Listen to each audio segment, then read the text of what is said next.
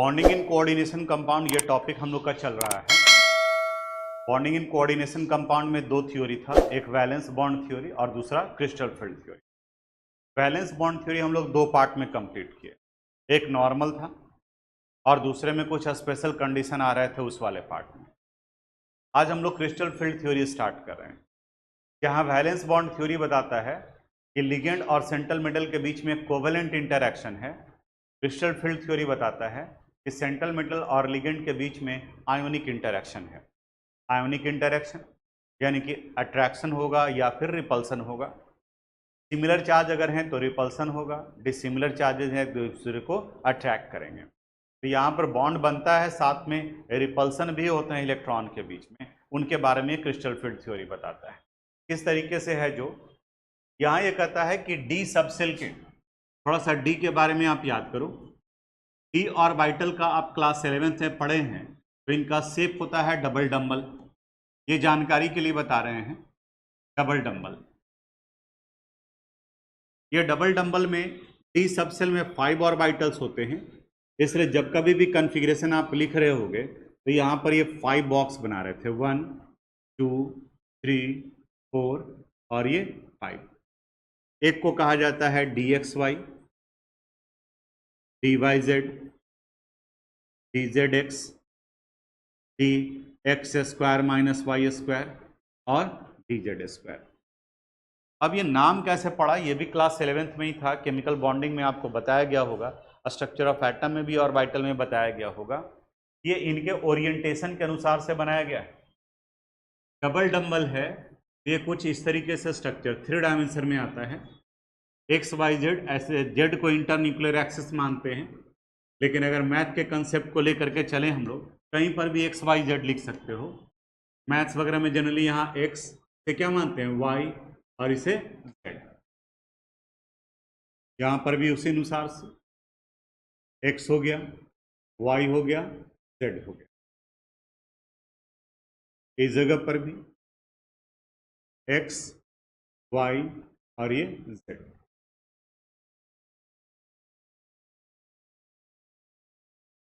X, Y, Z, X, Y और ये double dumbbell में से एक डंबल हमेशा इस पोजीशन को एक्वायर करता है, यहाँ पर तीनों में होगा, ये तीनों में। वहीं अगर P की बात करें, P में PX, PY और PZ जो होता है, याद करो PX, PY और PZ, ये डंबल शेप्ड होता है। ये एक्स एक्सिस है, ये वाई एक्सिस है, ये जेड एक्सिस है। एक्स, वाई, जेड और फिर एक्स, वाई और जेड। ये आसान था। अगर आपको पी एक्स बनाना है तो इसका मतलब जो डंबल होगा वो किस एक्सिस पर होगा, एक्स एक्सिस। उसी तरह से पी वाई बनाना है तो किस एक्सिस पर, वाई एक्सिस पर। और पी जेड बनाना है तो ये जेड एक्सिस। ये पी का आ गया था।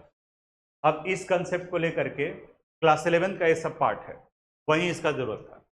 तो जैसे ही स्टूडेंट को कहा जाता है कि डबल डंबल ये हैं, ये यहाँ डी एक्स वाई ड्रॉ करना है, यहाँ डी वाई जेड ड्रॉ करना है और डी जेड एक्स ड्रॉ करना है, तो उसके दिमाग में आता है कि तो ठीक है, एक एक्स पर रख देंगे, दूसरा कहाँ रख देंगे, वाई पर। लेकिन ये नहीं है, वो एक्स और वाई ये अलग कंसेप्ट है। क्या है, जो थोड़ा सा आप डायरेक्शन के बारे में बात करो, ज्योग्राफी वगैरह में पढ़े होंगे, ये नॉर्थ है, साउथ है, ईस्ट है और ये वेस्ट है। अगर कोई ऑब्जेक्ट इस जगह पर हो तो उसका डायरेक्शन ईस्ट कहा जाता है। अब बताओ तो कि अगर कोई इस जगह पर है तो क्या कहा जाए, ये नॉर्थ और ईस्ट के बीच में है तो इसलिए इसे क्या कहा जाता है, नॉर्थ ईस्ट। बस वही कंसेप्ट यहां पर भी लगता है। एक्स वाई कहने का मतलब एक्स और वाई के बीच में, वाई जेड कहने का मतलब वाई और जेड के बीच में, जेड एक्स कहने का मतलब जेड और एक्स के बीच में। तो अब यहाँ डी एक्स वाई बनाना है तो ये एक्स एक्सिस है और ये वाई एक्सिस है, ऐसे है, तो इसके बीच में यहाँ पर आएगा, और जेड एक्सिस का ये यहाँ पर भी है। तो ये जब बनाएंगे एक्स और वाई के बीच में तो ये कुछ इस तरीके से दिखेगा। कई लोगों को कंफ्यूजन होता है कि जेड एक्सिस पे डाल दिया, नहीं, जेड एक्सिस पे नहीं डालें, ये जेड एक्सिस है, ये हमारा एक्स है और ये वाई है, तो यहाँ पर ये डालें। लेकिन जब 2 डायमेंशनल प्लेन पर इसको प्लॉट करोगे तो ये पीछे वाला पोजीशन भी दिखेगा ना, तो इसलिए यहाँ पर है। डी वाई जेड में बताओ कहाँ पर डालेंगे, वाई और जेड के बीच में, तो यहाँ वाई और जेड के बीच में दूसरा डंबल यहाँ आ गया। डी जेड एक्स में कहाँ पर डाला जाएगा, जेड और एक्स के बीच में, यहाँ पर ही आएगा ये डंबल। तो ये तीनों एक जैसे काम कर रहे हैं। D X square minus Y square, इसमें एक एक्स एक्सिस पर आता है और दूसरा वाई एक्सिस पर आता है, और लास्ट जो डी जेड स्क्वायर है इसमें जेड एक्सिस पर आता है, ये जेड एक्सिस। तो आपको ये दिख रहा होगा कि ये दोनों का अलग अरेंजमेंट दिख रहा है, लेकिन इन तीनों का अरेंजमेंट क्या है, सेम। ये हम क्यों बताएं, इसके पीछे का रीजन ये था कि डी का पांचों ऑर्बिटल स्टार्टिंग में सेम एनर्जी वाले हैं, इसलिए हुंड्स रूल को फॉलो करते हुए जब कॉन्फ़िगरेशन लिखा जाता है तो सब में एक एक इलेक्ट्रॉन डाला जाता है। जब सब का एनर्जी सेम हो तो उन्हें कहा जाता है डीजेनरेट। डीजेनरेट का मतलब ही होता है इक्वल एनर्जी। जैसे अभी सब आप लोग बैठे हुए हैं, जो बता रहे हैं सब लोग आप ध्यान से सुन रहे हैं। आज अगर फर्स्ट डे कोई आ जाए और बाहर से ऑब्जर्व करे तो उसको लगेगा कि इनके सारे बच्चों को सबको बराबर बराबर समझ में आ रहा है, यानी कि अब अभी आप डीजेनरेटेड कंडीशन में हैं। लेकिन आप बताओ तो एग्जामिनेशन में सबको बराबर मार्क्स आना है क्या, नहीं आना है। यानी कि अभी आपका ये ग्राउंड स्टेट है, यानी कि अभी आप इजी लेवल में हैं, तो सब एकदम बराबर बराबर समझ में आ रहा है, सबको लग रहा है कि हम 90 क्रॉस करने वाले हैं। लेकिन जब एग्जामिनेशन में बैठा दिया जाएगा तो अपनी अपनी इफिशियंसी के अनुसार से आप क्या कर जाओगे, स्प्लिट कर जाओगे। तो यहाँ पर ऑक्टाहेड्रल और टेट्राहेड्रल में भी डी के केस में दो कंडीशन लेते हैं। एक होता है splitting of D orbital in tetrahedral field. ये कब होता है, अगर सेंट्रल मेटल में का कोऑर्डिनेशन नंबर वैल्यू 4 हो, तब उस कंडीशन में डी ऑर्बिटल के स्प्लिटिंग को टेट्राहेड्रल स्प्लिटिंग कहा जाता है, या splitting of D orbital in tetrahedral field. वहीं अगर सेंट्रल मेटल का कोऑर्डिनेशन नंबर वैल्यू 6 हो, तब उस कंडीशन में इसे हम लोग splitting of D orbital in octahedral field करते हैं। सब समझ में आएगा, सिर्फ यहाँ ध्यान देते हैं। यहाँ क्या बताया गया कि ग्राउंड स्टेट में डी के पांचों ऑर्बिटल का एनर्जी सेम है। आप स्क्वायर से भी रिप्रेजेंट कर सकते हैं, सर्किल से भी कर सकते हैं। यहाँ 1 2 3 4 5 नाम लिखना चाहें वैसे वहाँ उधर लिखा हुआ था। एक हो गया डी एक्स वाई, दूसरा क्या हो जाएगा डी वाई जेड, फिर ये डी जेड एक्स, ऊपर में ओवरलैप करेगा इसलिए नीचे लिख दे रहे हैं D X square minus Y square, और ये क्या है डी जेड स्क्वायर। ये पांचों का एनर्जी सेम है। अब जैसे ही सेंट्रल मेटल इस लिगेंड को अप्रोच करता है तो लिगेंड के पास में भी इलेक्ट्रॉन है और सेंट्रल मेटल के डी के पास भी इलेक्ट्रॉन है, और इलेक्ट्रॉन के ऊपर में निगेटिव चार्ज होता है। तो बताओ तो जब मेटल को अप्रोच करेगा लिगेंड तो मेटल के इलेक्ट्रॉन और लिगेंड के इलेक्ट्रॉन के बीच में अट्रैक्शन होगा या रिपल्सन होगा, रिपल्सन होगा, रिपेल करेगा एक दूसरे को, similar charges repel each other, तो जिसकी वजह से इसका एनर्जी वैल्यू बढ़ेगा। ये था इसका ग्राउंड स्टेट, जो कि सबसे स्टेबल स्टेट होता है। अब जैसे ही एनर्जी बढ़ा तब इन्हें कहा जाएगा एक्साइटेड स्टेट।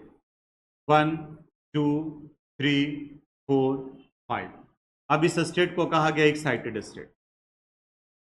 एक्साइटेड स्टेट हमेशा अनस्टेबल स्टेट होता है हमारे, तो यहाँ पर भी एक्साइटेड स्टेट में जैसे ही ये पहुंचा अब ये अनस्टेबल है। अब अनस्टेबल है तो ये दो पार्ट में टूट जाएगा। अब दो पार्ट में, ये दो पार्ट में टूटेगा, ये दोनों जो है वो एक अलग अलग ग्रुप बना लेगा, ये दोनों एक अलग ग्रुप बना लेगा, और ये तीनों जो है एक अलग ग्रुप बना लेगा। ये जो तीनों एक ग्रुप बनाएगा इन्हें कहा जाएगा T2 और इन्हें कहा जाएगा E। टेट्राहेड्रल में T2 और E, और ऑक्टाहेड्रल में T2G और EG कहा जाएगा। सब लिखवाए भी हैं। यहां कह रहा है कि अगर टेट्राहेड्रल फील्ड है तो ऊपर में 3 आ जाएंगे, यानी यहां पर 1 2 3 और नीचे में कितना बचा हुआ रह गया 2 1 2। इसे कहा जाता है ई सेट ऑफ ऑर्बिटल और इन्हें कहा जाता है T2 सेट ऑफ ऑर्बिटल। ये T2 में कौन हो गया dxy dyz dzx और नीचे में कौन आ जाएगा dx square minus Y square and dz square. वहीं अगर कोऑर्डिनेशन नंबर 6 है, ये देखो यहाँ इनका एनर्जी सीक्वेंस ऐसे होता है, यहाँ से रिप्रेजेंट करें अगर हम लोग तो ये एनर्जी है, इसका मतलब नीचे से ऊपर की तरफ में जाएंगे तो एनर्जी वैल्यू बढ़ना शुरू हो जाएगी, एनर्जी इंक्रीज करेगा। अगर कोऑर्डिनेशन नंबर का वैल्यू 6 है तो यहाँ पर भी ये एनर्जी सीक्वेंस है। इस स्प्लिटिंग को ऑक्टाहेड्रल स्प्लिटिंग कहते हैं। ये ग्राउंड स्टेट में पांचों डी ऑर्बिटल का एनर्जी सेम है 1 2 3 4 5। ये हुआ इसका ग्राउंड स्टेट।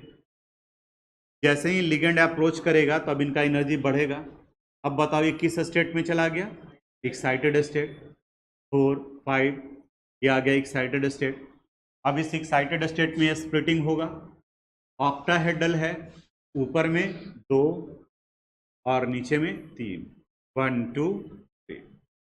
इन्हें कहा जाता है इजी और इन्हें कहा जाता है T2। एग्जामिनेशन में आप यहीं परेशान होंगे, इसी जगह पर आपको ये पता चलेगा, ये ध्यान में रहेगा कि टेट्राहेड्रल में अलग होता है 3 और 2 या 2 या 3 होता है, ऑक्टाहेड्रल में 2 या 3 होता है। लेकिन कंफ्यूजन होगा कि टेट्राहेड्रल में ऊपर में 3 होता है या फिर 2 होता है, वो कंफ्यूजन होगा एग्जामिनेशन के समय। हम कैसे याद रखते हैं, आप भी कुछ अपना तरीका अपना सकते हो। T for tetrahedral and T for 3, यानी कि टेट्राहेड्रल में ऊपर में 3 रहता है, याद हो जाएगा दोनों में। तो ऊपर में 3 रहेगा टेट्राहेड्रल में, तो ऑक्टाहेड्रल में ऊपर में कितना रहेगा 2। यहां से कंक्लूजन निकल गया। कोई एक पार्ट अगर आप याद रख लेते हैं तो दूसरा निकल जाएगा। फिर ये टेट्राहेड्रल स्प्लिटिंग था, तो इनके बीच का ये जो एनर्जी गैप है इसे हम लोग डेल्टा T से रिप्रेजेंट करते हैं। तो गेस करो, अगर ऑक्टाहेड्रल स्प्लिटिंग है तो इन दोनों सेट ऑफ ऑर्बिटल के बीच के एनर्जी को किससे रिप्रेजेंट करेंगे, डेल्टा O से रिप्रेजेंट करेंगे। यानी एनर्जी गैप इन ऑक्टाहेड्रल और वो था एनर्जी गैप इन टेट्राहेड्रल। अभी तक जो बताए ये पूरी तरह से दिमाग में नहीं बैठा है, 10% 20% बैठा है। अब जब एग्जाम्पल बताएंगे इससे रिलेटेड तो बाकी सब कुछ क्लियर हो जाएगा कि किस तरीके से करना है और क्या करना है। आप ध्यान से देखो, अब यहाँ पर ये जो इनके बीच का जो एनर्जी गैप है वो ज़्यादा होगा या कम होगा, ये डिपेंड करेगा कि स्पेक्ट्रोकेमिकल सीरीज में कहाँ पर वो लिगेंड है। यहाँ से स्टार्ट हुआ है आयोडीन से लेकर के H2O तक, ये अंडरलाइन किया हुआ है। यहाँ तक का ये जितने लिगेंड हैं वो सब वीक फील्ड लिगेंड है, यानी यहाँ एनर्जी गैप कम होगा। और H2O के बाद में ये सब देखो NCS, NH3, EN, NO2, CN, CO, ये सभी के बीच में एनर्जी गैप क्या होगा, ज़्यादा होगा, क्योंकि ये स्ट्रॉन्ग फील्ड लिगेंड है। वही आप वहाँ पर भी याद करो, वैलेंस बॉन्ड थ्योरी में आपको याद करना आसान हो जाएगा। ये जो वीक फील्ड लिगेंड वाले हैं वो आउटर ऑर्बिटल कॉम्प्लेक्स बनाते हैं और जो स्ट्रॉन्ग फील्ड लिगेंड वाले हैं वो इनर ऑर्बिटल। इनर ऑर्बिटल में याद करो कौन कौन लिए थे, NH3 लिए थे, CN लिए थे और CO लिए थे। देखो तो दोनों कहाँ कहाँ पर है, NH3 है यहाँ पर, CN है यहाँ पर, CO है यहाँ पर, ठीक है। और आउटर ऑर्बिटल कॉम्प्लेक्स में कौन आया था, H2O और हेलोजन। देखो H2O वीक फील्ड लिगेंड है, halogen fluorine, chlorine, bromine, iodine, ये सब किस में आ गया है, वीक फील्ड लिगेंड में। तो 2-4 और भी एक्स्ट्रा मिल गया आपके पास, यानी कि ये भी रहेगा तो आउटर और इनर में कर सकते हैं। सुने और समझे कि नहीं आप हमें बताओगे। अगर मान लिया कि EN रहा तो इनर ऑर्बिटल कॉम्प्लेक्स बनाएगा या आउटर ऑर्बिटल में, इनर बनाएगा, क्योंकि EN जो है वो स्ट्रॉन्ग फील्ड लिगेंड है। तो इसके अनुसार से अगर रिलेट करेंगे तो वो इनर में चला जाएगा और ऊपर वाला जितना है वो आउटर में चला। तो अगर स्ट्रॉन्ग फील्ड लिगेंड है तो एनर्जी गैप ज़्यादा होगा और वीक फील्ड लिगेंड है तो एनर्जी गैप कम होगा। इससे क्या फर्क पड़ेगा, अब एग्जाम्पल में देखते हैं। यहाँ जैसे यहाँ करा है, with the help of crystal field theory determine the number of unpaired electron in following complex. आपको अनपेयर्ड इलेक्ट्रॉन निकालना है, ये बताना है कि इसका मैग्नेटिक बिहेवियर कैसा होगा, पैरामैग्नेटिक होगा या डायमैग्नेटिक। जो पूछेंगे वो बताना, रिस्पॉन्ड करना, समझ में बिल्कुल आएगा। बताओ इस कंपाउंड में सेंट्रल मेटल कौन है? Fe। तो पहला काम करते हैं, इसका ऑक्सीडेशन नंबर निकालना। Fe का ऑक्सीडेशन नंबर, Fe के लिए क्या लिखेंगे? X, H2O neutral ligand 0 × 6 is equal to +2। X का वैल्यू कितना हो गया? +2। अब सेंट्रल मेटल का कॉन्फ़िगरेशन लिखते हैं। आयरन का एटॉमिक नंबर 26 होता है। बोलो कॉन्फ़िगरेशन 4s2 3d6। आयन का लिखना है तो इसके कॉन्फ़िगरेशन को अरेंज कर दो, 3d6 4s। अब इसका ऑक्सीडेशन नंबर चूंकि +2 आया है तो Fe2+ का कॉन्फ़िगरेशन लिखेंगे, आर्गन 3d6। ये हो गया, यानी कि डी में 6 इलेक्ट्रॉन है। अब इसका स्प्लिटिंग करके देखते हैं।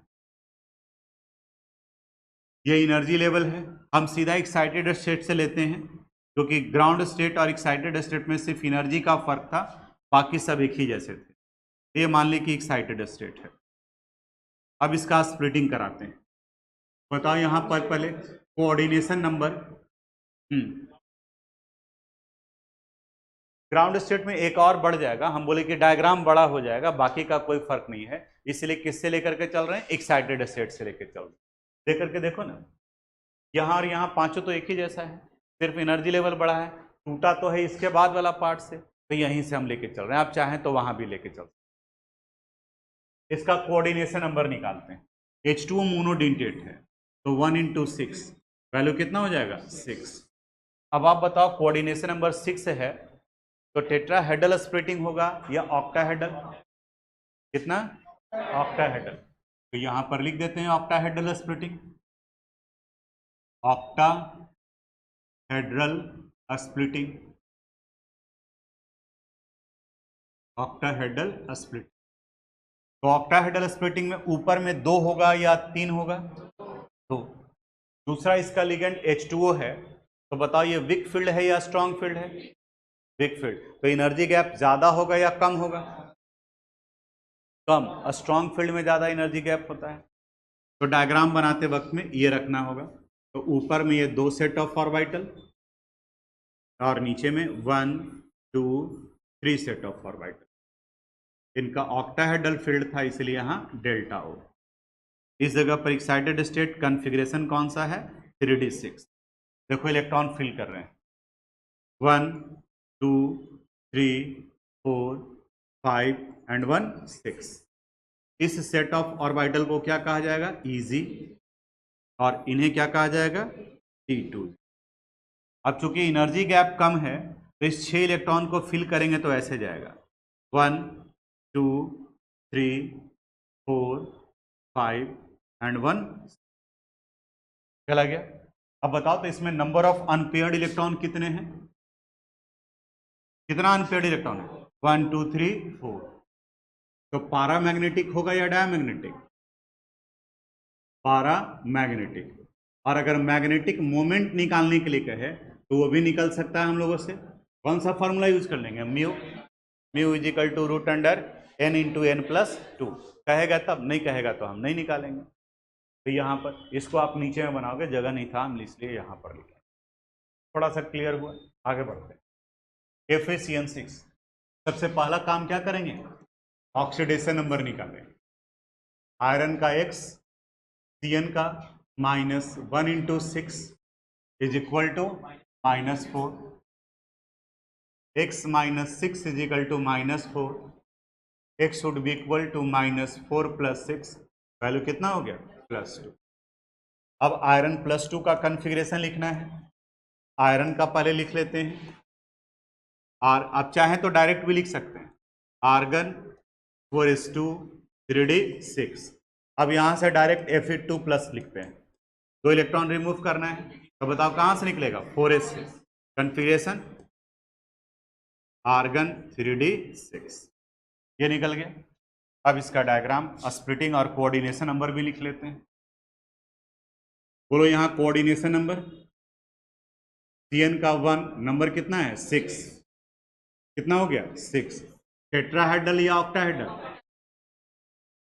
ऑक्टाहेड्रल स्प्लिटिंग हो जाएगा, ऑक्टाहेड्रल स्प्लिटिंग। ऑक्टाहेड्रल स्प्लिटिंग में ऊपर में 3 लिखते हैं या 2 लिखते हैं? यहाँ 1 2 3 4 5 ये कर दी। अब यहाँ पे एनर्जी के लिए देखो लिगेंड को, CN स्ट्रॉन्ग फील्ड लिगेंड है या weak field ligand? Strong field ligand में एनर्जी गैप ज्यादा होता है, तो डायग्राम बनाते वक्त में इसको थोड़ा सा उसी तरीके से दिखाओ। 1 2 और यहाँ जाएगा 1, थोड़ा सा इसको और बीच में रख देते हैं बीच में।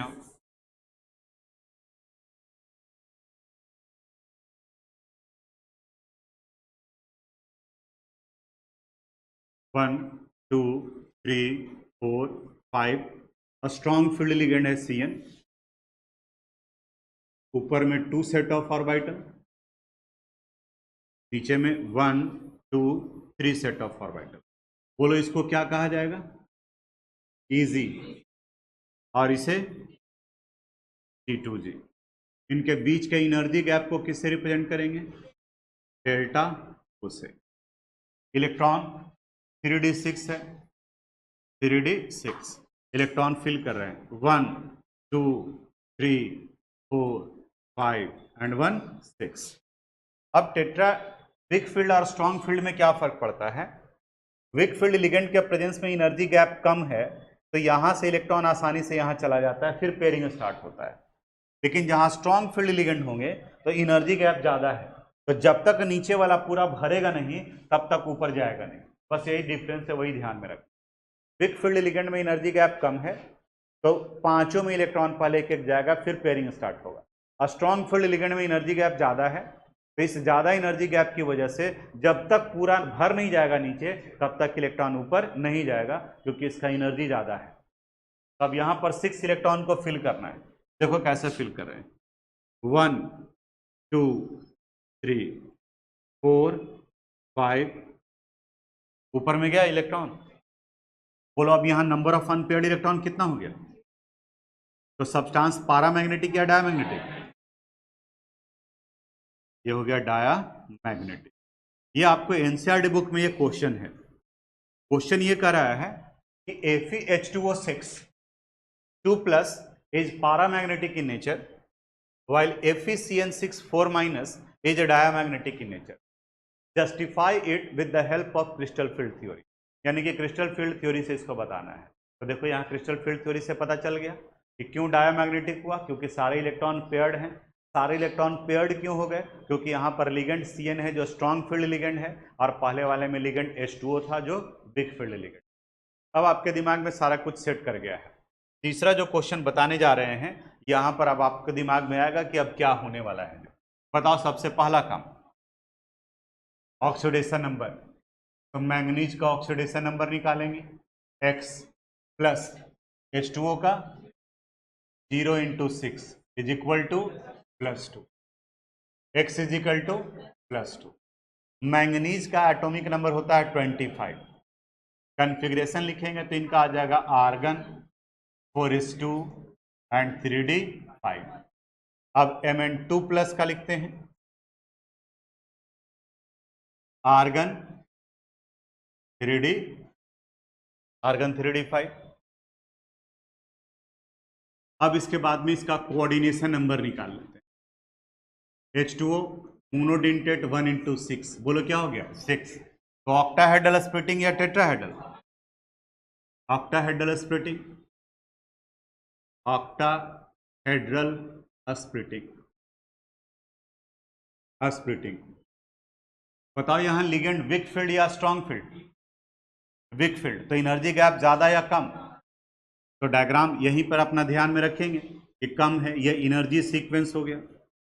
1 2 3 4 5 3d5 है, क्योंकि वीक फील्ड लिगेंड है तो एनर्जी गैप कम रखेंगे।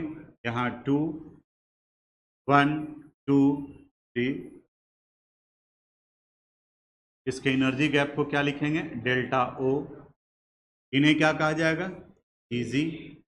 और इन्हें क्या कहा जाएगा? T2। 5 इलेक्ट्रॉन, 1 2 3 4 5। इसमें बताओ नीचे वाला पहले पेयर्ड कर दें या सब में सिंगल सिंगल जाएगा? यहाँ आ गया 1 2 3 4 5। तो कई जगह पर देखोगे तो T2G है तो इसी के ऊपर में ऐसे 3 लिखा रहता है, इजी है तो इसके ऊपर में ऐसे 2 लिखा रहता है। तो कहीं पे कन्फिग्रेशन में तो अब T2G 3 का मतलब समझ में आ जाएगा कि अच्छा इसके T2G वाले में 3 इलेक्ट्रॉन है और EG वाले में 2 इलेक्ट्रॉन है। इस कंसेप्ट का अप्लाई होता है। यहाँ इसको हम लोग छोड़ करके चलते हैं, यहाँ पे ऐसे लिखते हैं। अब बताओ यहाँ पे नंबर ऑफ अनपेयर्ड इलेक्ट्रॉन कितना हो गया? तो पारामैग्नेटिक या डायमैग्नेटिक? पारामैग्नेटिक, पारामैग्नेटिक। बोलो अब समझ में आ गया? दो ही चीजें याद रखना है। पहला चीज ये देखें कि कोऑर्डिनेशन नंबर कितना है। अगर 4 है तो टेट्राहेड्रल स्प्लिटिंग और अगर 6 है तो ऑक्टाहेड्रल स्प्लिटिंग। एक बार तो बोर्ड में सिर्फ ये बनाने के लिए दिया हुआ था कि क्रिस्टल फील्ड थ्योरी के अनुसार से टेट्राहेड्रल स्प्लिटिंग का डायग्राम बनाइए। ये तो टेट्राहेड्रल रहेगा तो ऊपर में 3 नीचे में 2, ऑक्टाहेड्रल रहेगा तो ऊपर में 2 और नीचे में, ये करना है। अ स्ट्रॉन्ग फील्ड और weak field ligand. A strong field ligand spectrochemical series ध्यान में रखोगे। स्ट्रॉन्ग फील्ड लिगेंड रहेगा तो लार्ज एनर्जी गैप और वीक फील्ड लिगेंड रहेगा तो कम एनर्जी गैप। तो कम एनर्जी गैप में इलेक्ट्रॉन पहले सिंगली पांचों में जाएगा फिर पेयरिंग होगा, जबकि स्ट्रॉन्ग फील्ड लिगेंड में ज़्यादा एनर्जी गैप है तो जब तक नीचे वाला पेयर्ड अप नहीं होगा तब तक इलेक्ट्रॉन ऊपर नहीं जाएगा। क्लियर है यहाँ तक? तो इसको कॉपी तो करोगे ही, के बाद देखें और है क्या। अब है यहाँ पर limitation of crystal field theory. Crystal field theory का सबसे बड़ा लिमिटेशन ये है कि ये बताता है कि आयोनिक इंटरैक्शन होता है, लेकिन ये नहीं बताता है कि कोऑर्डिनेशन कंपाउंड में कोवेलेंट कैरेक्टर कहाँ से आ गया, यानी कोवेलेंट प्रॉपर्टीज भी शो करता है कोऑर्डिनेशन कंपाउंड। तो ये आगे जा करके फिर एक और थ्योरी है LFT, जिसको लिगेंड फील्ड थ्योरी कहा जाता है, जो अभी नहीं पढ़ना है आपको। वो हायर क्लासेस में जब केमिस्ट्री अगर लेते हैं तो पढ़ने के लिए मिलेगा, नहीं लेते हैं तो फिर नहीं। तो हमें यहाँ फोकस करना है सिर्फ 2 पर, वैलेंस बॉन्ड थ्योरी पर और क्रिस्टल फील्ड थ्योरी। तो अब इसको कॉपी कर लीजिए, फिर अब इसमें एक क्लास और लगाएंगे, वो कंप्लीट होगा। कलर, स्टेबिलिटी और मेटल कार्बोनेट, इनके बारे में बात करना है। Thanks for watching this video.